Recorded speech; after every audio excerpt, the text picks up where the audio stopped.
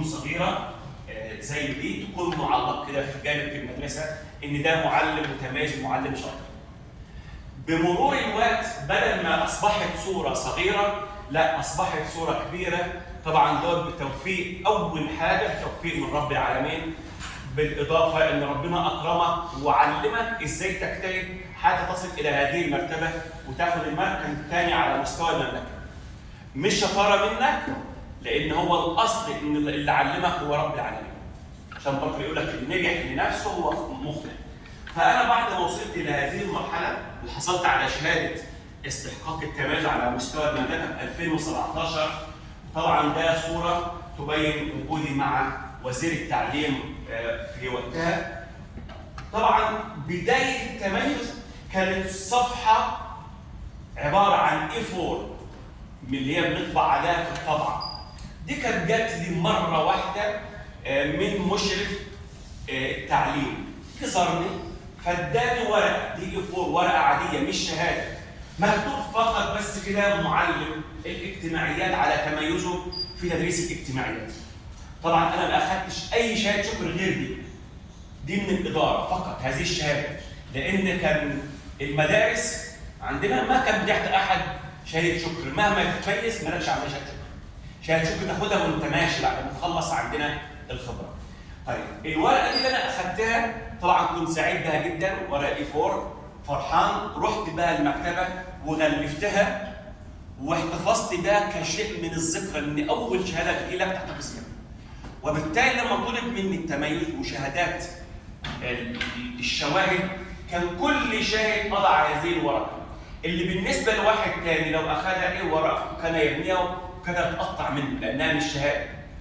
لكن انا احتفظت بها وضفتها في كل الاوراق وكل الشواهد، والحمد لله بعدها طبعا حصلت على شهاده التميز واستحقاق التميز.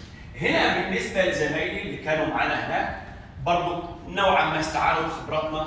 اول ما استخدمنا التارجت، الكلام ده من 5 سنين، وطبعا هنا الافضل في التكنولوجيا بيحاول يتعلم وينقل خبراته، فطبعا هنا المدارس بدات تكرمنا بشهادات.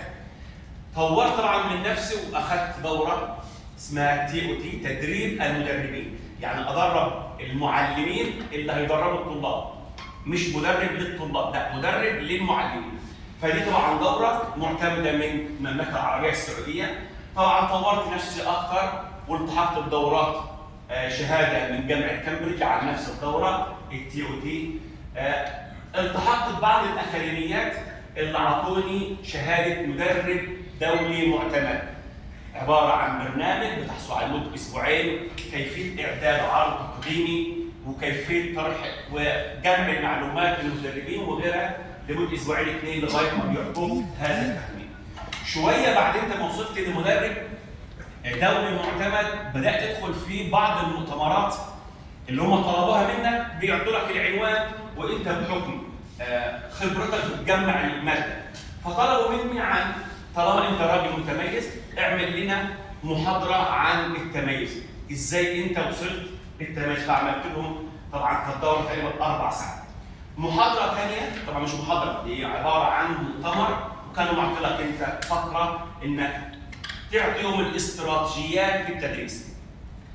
طبعا وانت طبعا شرحت فيها الفرق بين القديم والحديث وهكذا. وطبعا اتطورت اكثر لغايه خدت يوم كامل جدارات المعلم.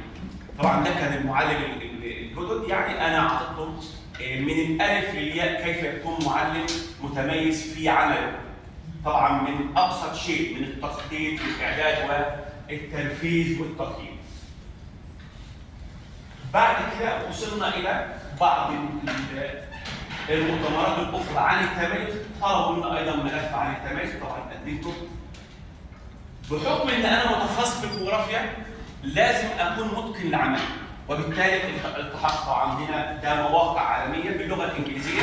طبعا تاخد صعوبه جدا ان انت تاخد الجزئيه باللغه الانجليزيه وتترجمها بجوجل، لان انا مش متمكن في اللغه الانجليزيه. وبالتالي في الاخر حصلت على ان انا الجغرافيا الاقليميه انا حققت فيها انجاز قد يكون يصل الى 80%. دي شهاده طبعا من الموقع. بعد كده بحكم الجغرافيا انا حاولت اصل الى الناس المهتمين بالفضاء، وبالتالي انضميت لهم في طبعا دي افاق بعلوم الفضاء. ده موجود لهم مواقع طبعا على تويتر وعلى الفيسبوك وغيره، والتحقت معاهم وكنت بصور لهم بعض الاشياء وارسلها لهم، يعني عضو متفاعل. طبعا العام الماضي ولله الحمد حصلنا 3 معلمين هنا في المدارس، استاذ اياد والسيد صائر والأستاذ محمد حسين، على التميز الاداري في المملكه في المدينه المنوره. طبعا دي كلها ما بتجيش من فراغ، هي كلها تراكمات للنجاح، وكلنا بنسعى والتوفيق هو ربنا بيكتبه.